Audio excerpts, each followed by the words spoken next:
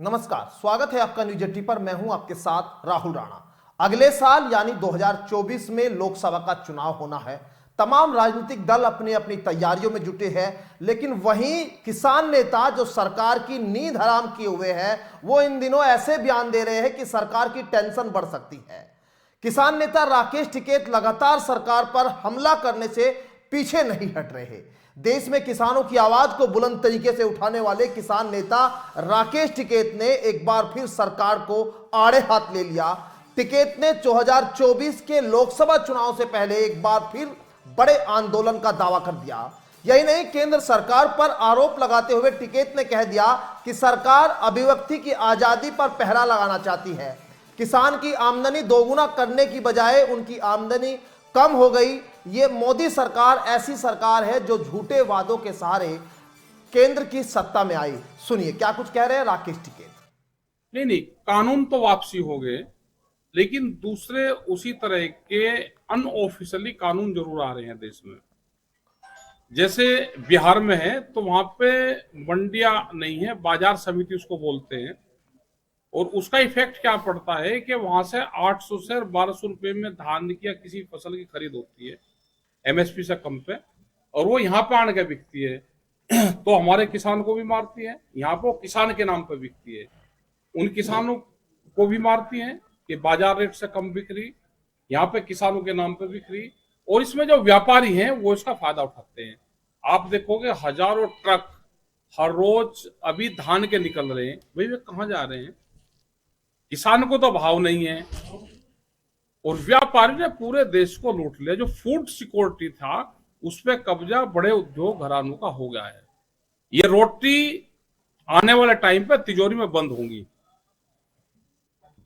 उस पर बंदूक का पहरा होगा, ताले में बंद होगी रोटियां, ये हालात होगी, और भूख के आधार पे देश में रोटियों की कीमतें तय होगी।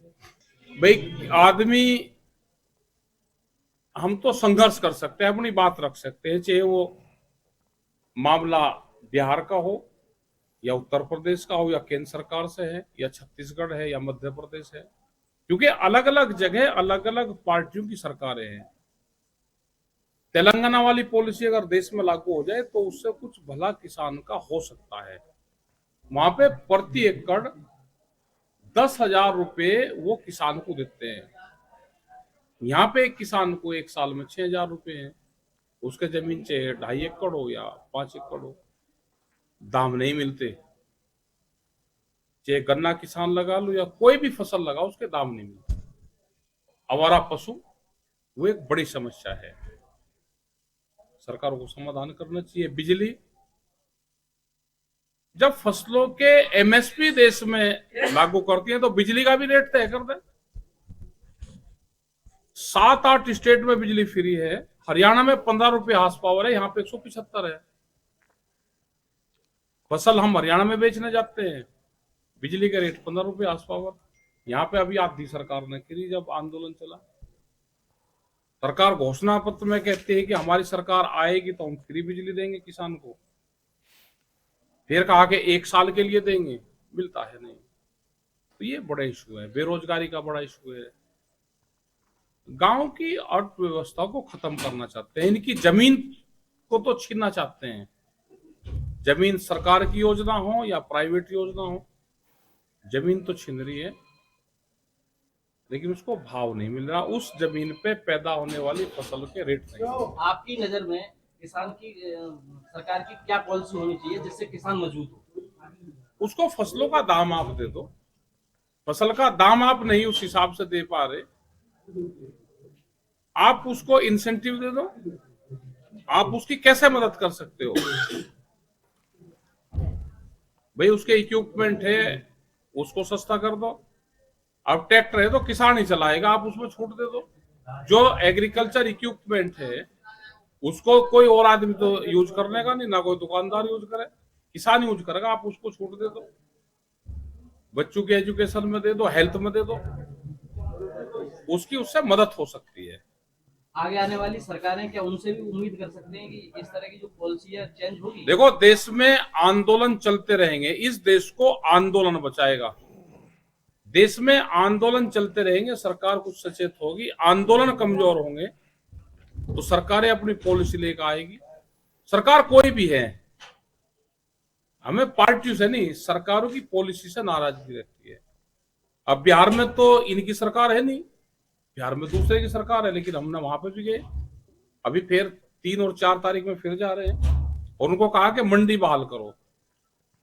छत्तीसगढ़ में भूमि अधिग्रहण के इशू चल रहे हैं, तो वहां पे इनकी सरकार नहीं है। जो भी सरकारें गलत निर्णय लेगी हम उसका विरोध करेंगे। जैसा कि संभल में औद्योगिक गलियारे के लिए जमीन जबरदस्ती किसानों से ली जा रही है, जबकि आंदोलन करना पड़ेगा भाई।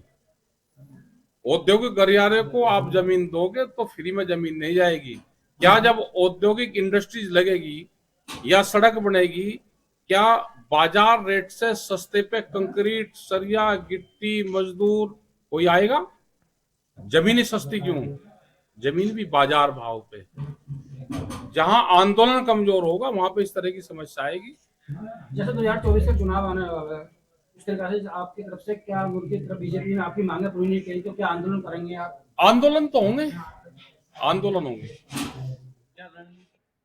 बता दें कि किसान नेता राकेश टिकैत संभल पहुंचे थे, जहां उन्होंने भाकियू कार्यकर्ताओं के पदाधिकारियों के साथ मुलाकात की। आपको यह भी बता दें कि टिकैत एमएसपी गारंटी कानून की लड़ाई को मजबूती से उठा रहे थे, लेकिन साथ ही टिकैत जिस किसान आंदोलन को फिर से शुरू करने की बात कर रहे हैं, अगर किसानों का आंदोलन एक बार फिर 13 महीनों तक चले, दिल्ली के बॉर्डर पर किसान आंदोलन की तर्ज पर शुरू हो गया, तो यकीन मानिए सरकार की मुसीबत एक बार फिर बढ़ सकती है। लेकिन इस रिपोर्ट पर आप क्या सोचते हैं वो जरूर कमेंट बॉक्स में बताइएगा। फिलहाल मेरे साथ इतना ही, मुझे दीजिए इजाजत, नमस्कार।